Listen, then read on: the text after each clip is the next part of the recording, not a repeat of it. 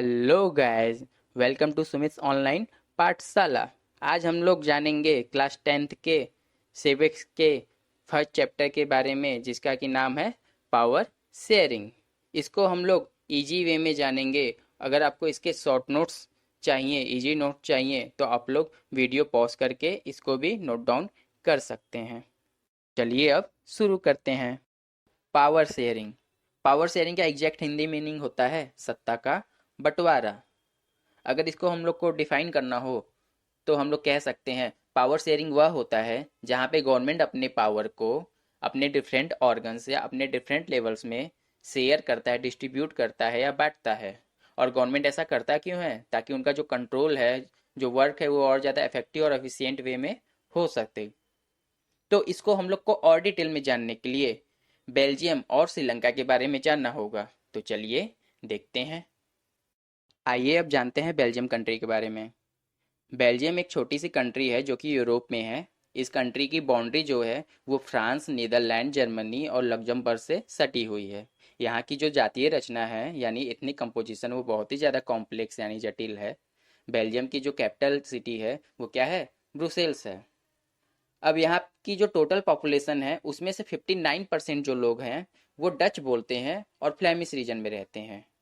40% population ऐसी है जो कि फ्रेंच बोलती है और वेलोनिया रीजन में रहती है। और जो बाकी के बचे 1% वो जर्मन लैंग्वेज बोलते हैं और दूसरे रीजन्स में रहते हैं, अदर्स रीजन में रहते हैं। लेकिन यहाँ एक चीज़ ध्यान देने वाली बात है, जो यहाँ की कैपिटल सिटी ब्रुसेल्स है, यहाँ पे जस्ट अपोजिट है।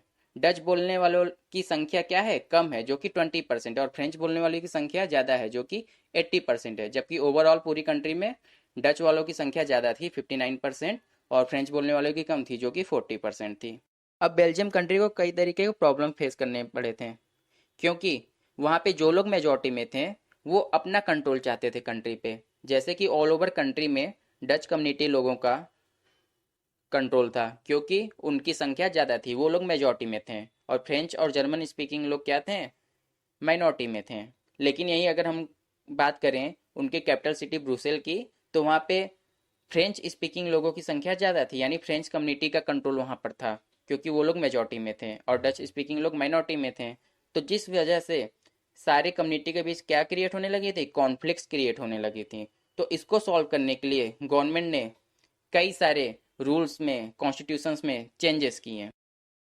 अब 1970 से लेकर 1993 के बीच में बेल्जियम के कॉन्स्टिट्यूशन में 4 टाइम्स चेंजेस किए गए, अमेंडमेंट किए गए।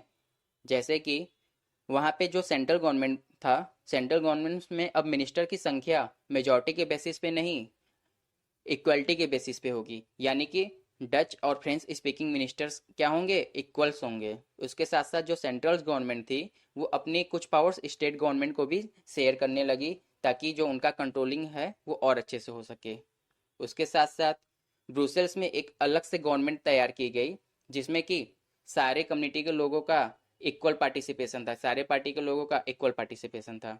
उसके साथ साथ एक अलग गवर्नमेंट तैयार की गई थी जिसका नाम था कम्युनिटी गवर्नमेंट। ये जो कम्युनिटी गवर्नमेंट है, इनका मेन काम क्या था? सारे कम्युनिटी के लोगों के इश्यूज को, प्रॉब्लम्स को सॉल्व करना।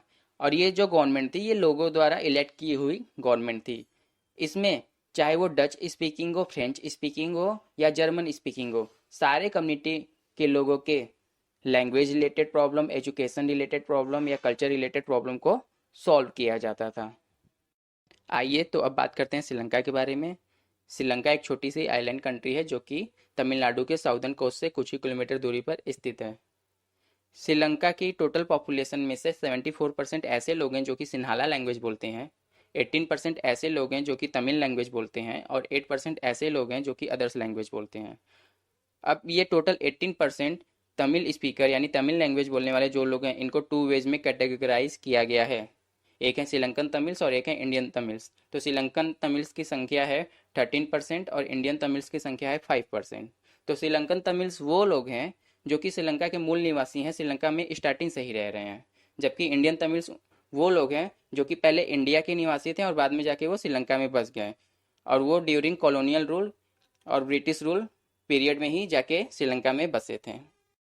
अब देखिए, सिन्हाला लैंग्वेज बोलने वाले लोगों की संख्या कितनी थी? 74%, यानी वो लोग मेजॉरिटी में थे। और वो लोग कौन से रिलीजन को फॉलो करते थे? बुद्धिज्म और क्रिश्चियन। यहीं तमिल लैंग्वेज बोलने वाले लोगों की बात की जाए, इंडियन तमिल्स और श्रीलंकन तमिल्स को मिलाने के बाद वो लोग क्रिश्चियन, हिंदू और मुस्लिम रिलीजन को फॉलो करते थे। अब श्रीलंका में मेजोरिटीज में पॉलिसी स्टार्ट हो गई थी। वहाँ हो क्या रहा था, जो लोग मेजोरिटी में थे यानी कि सिन्हाला स्पीकर्स, वो लोग ही रूल्स और रेगुलेशन पॉलिसीज बनाते थे। और वो इस तरीके से बनाते थे कि वो सिर्फ उन्हीं के कम्युनिटी के लिए, उन्हीं के कल्चर के लिए फायदेमंद था, ना कि जो लोग माइनॉरिटी में थे। इसके साथ साथ 1956 में उन्होंने एक एक्ट पास किया जहाँ पे सिन्हाला को श्रीलंका की एज ए ऑफिशियल लैंग्वेज घोषित कर दिया गया।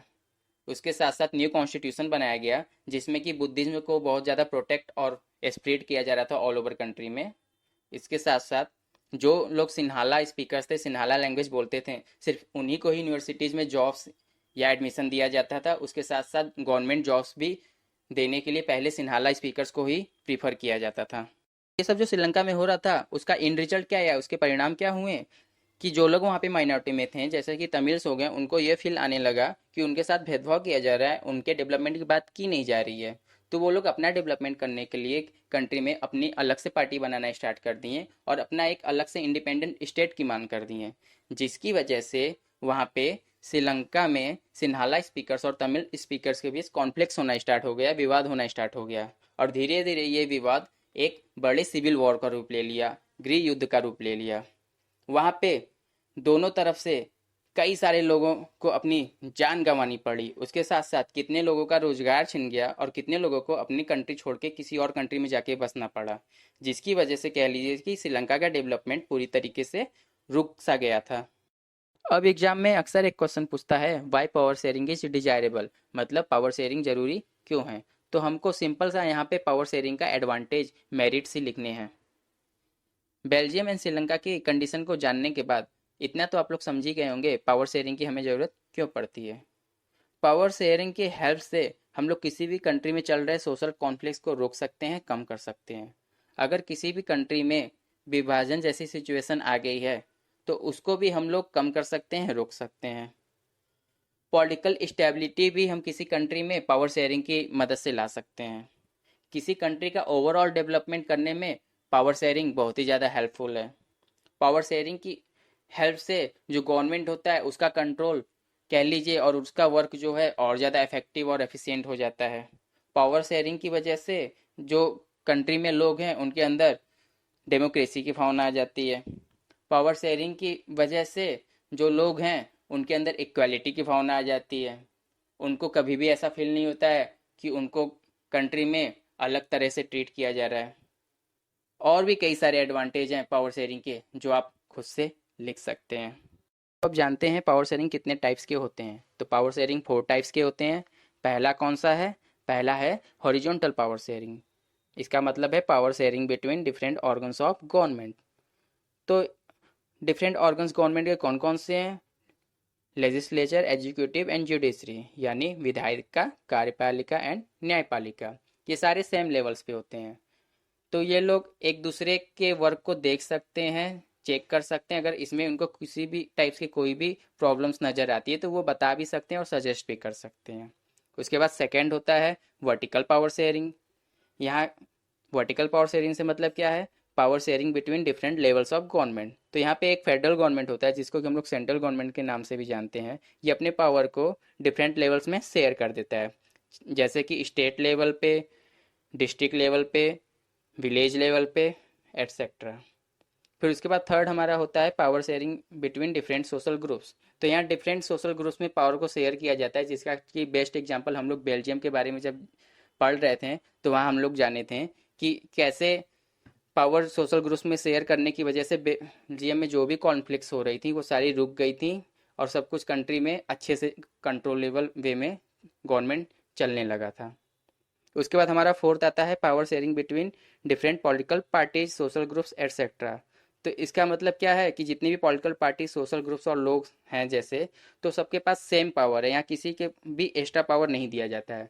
इसका मतलब ये है जब भी चुनाव होगा तो सारे पॉलिटिकल पार्टीज के पास सेम चांस रहेगा इलेक्शन जीतने का, और लोगों के पास भी क्या रहेगा? इलेक्ट करने का सेम पावर रहेगा। ऐसा है नहीं कि कोई एक बंदा एक बार वोट दे रहा है और कोई एक बंदा 2 बार वोट देगा। और यहाँ पे होता क्या है कि जो पॉलिटिकल पार्टीज हैं उनके पास इक्वल चांसेस होते हैं इलेक्शन में पार्टिसिपेट करने का, सोशल वर्क करने का और इलेक्शन जीतने का। तो उम्मीद करता हूँ मेरी आज की वीडियो आपको पसंद आई होगी। अब मिलते हैं अपने नेक्स्ट वीडियो में। तब तक के लिए bye bye and thanks for watching.